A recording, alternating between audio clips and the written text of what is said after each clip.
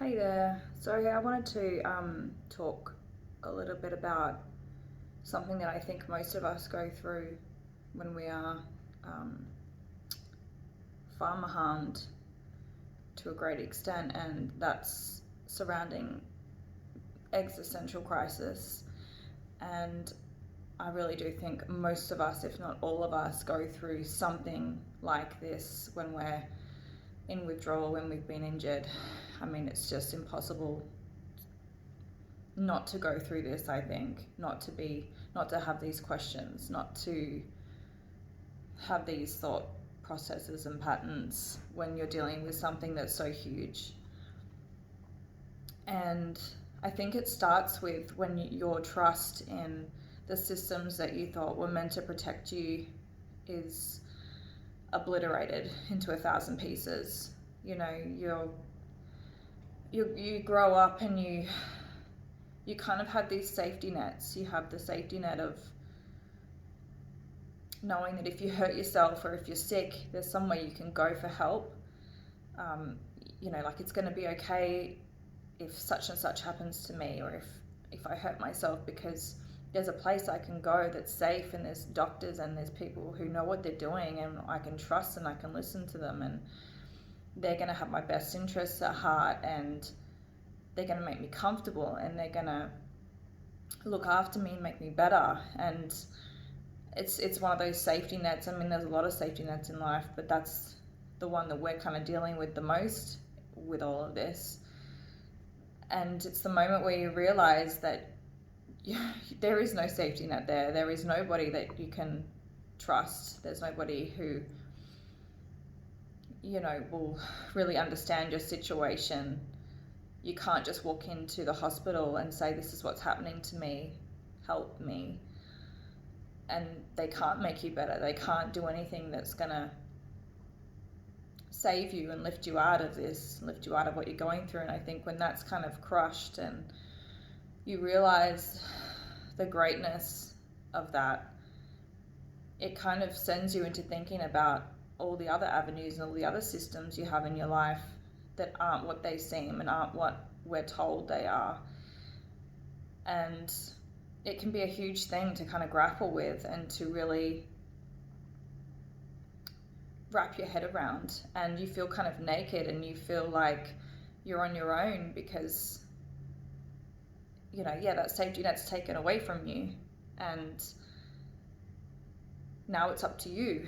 There's no one that's going to swoop in and make it all better, and it's really scary, and it's a really big thing that we have to deal with, and that we have to kind of get to a place of accepting and understanding and being able to advocate for ourselves. And it's a bit of a growth opportunity as well, that we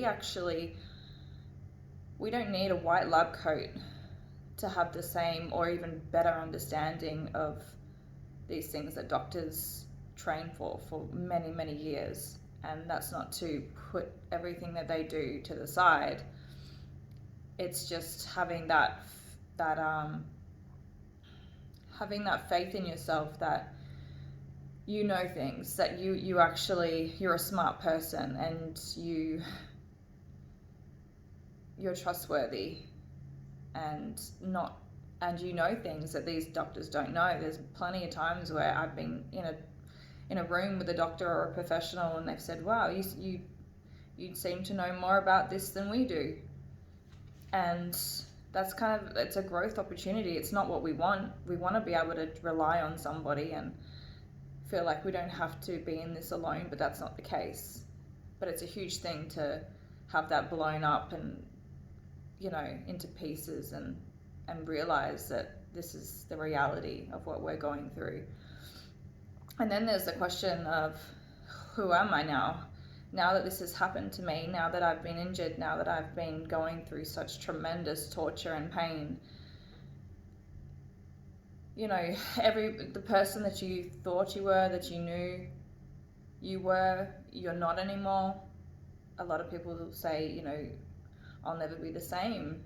And I think that's true. I don't think we will ever be the same after going through what we've gone through. I think that we know things now that I mean, we're never going to be able to forget. We've been through things that we're never going to be able to pretend didn't happen. And it's kind of like, well, the dreams I had, the time I've lost, the people I've lost, the health I've lost, we're dealing with this tremendous loss as well, and this crisis of,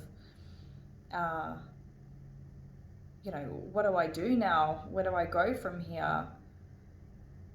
Who am I really? Like, how strong am I? How weak am I?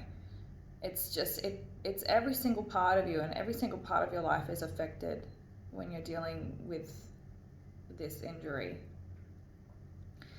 And everything you thought mattered doesn't matter anymore. The things that you thought were so important that you'd get upset over, that you would spend your day talking about, just in the scale of what we've gone through and what we've had to deal with, is so small and so insignificant.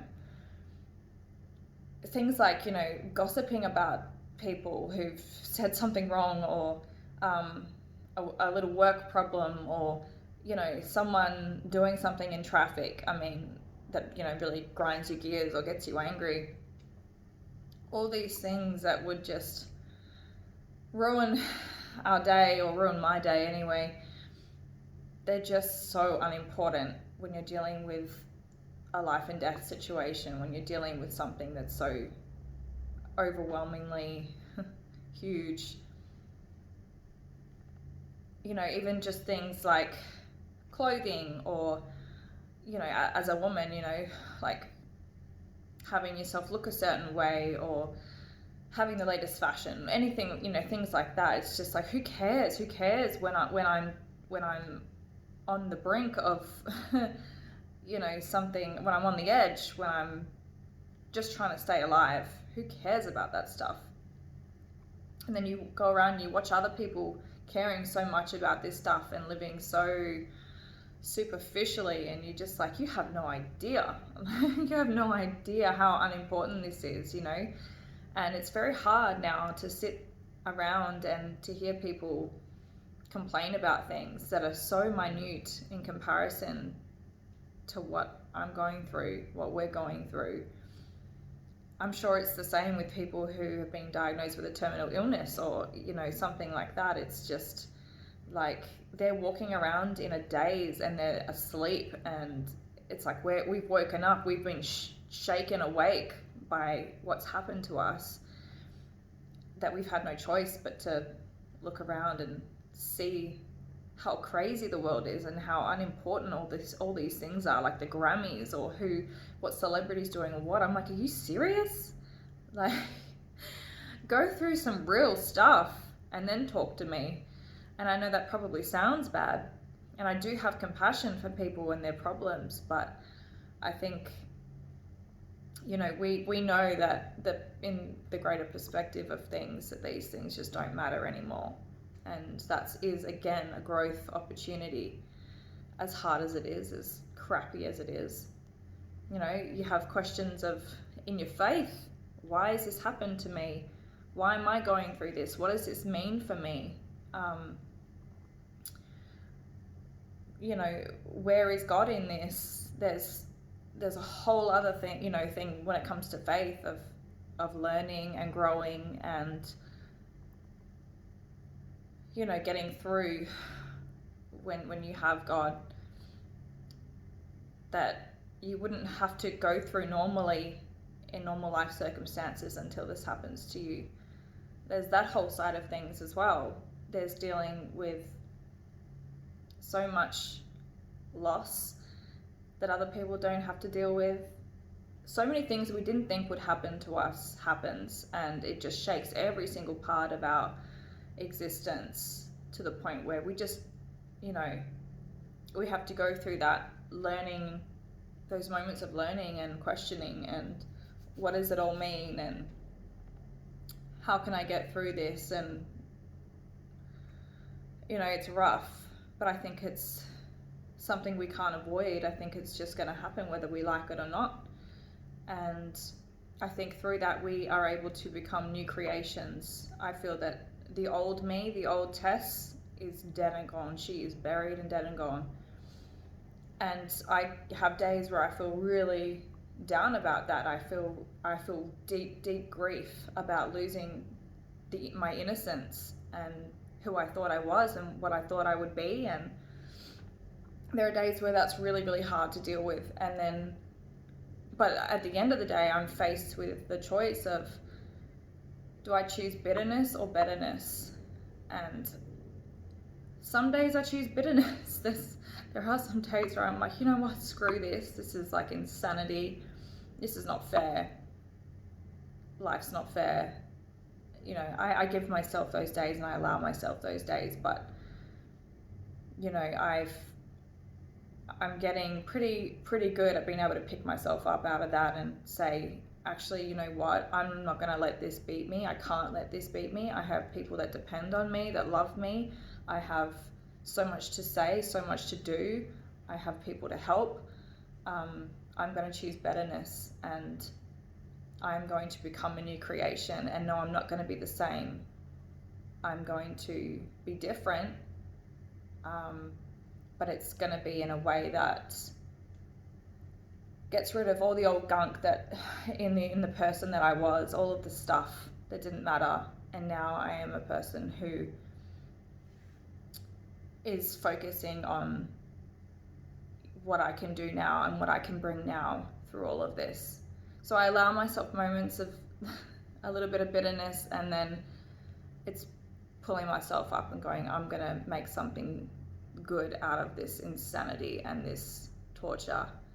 And I hope that you guys will find some strength to be able to do that too. And it's a process, and it's a long process, and I'm not finished. I'm not there yet, but it's something that I think we can do together. And it's just something to think about. But you're not alone in having all of these like thoughts of, who am I? Why has this happened? I think it's very necessary, and I think it's something we can't avoid. But it doesn't have to be the end of things, and it can be a really beautiful growth opportunity, I think, if we give it the chance. And that's all I have to say about that. And anyway, I hope this video was helpful in some way. Sending love. Bye.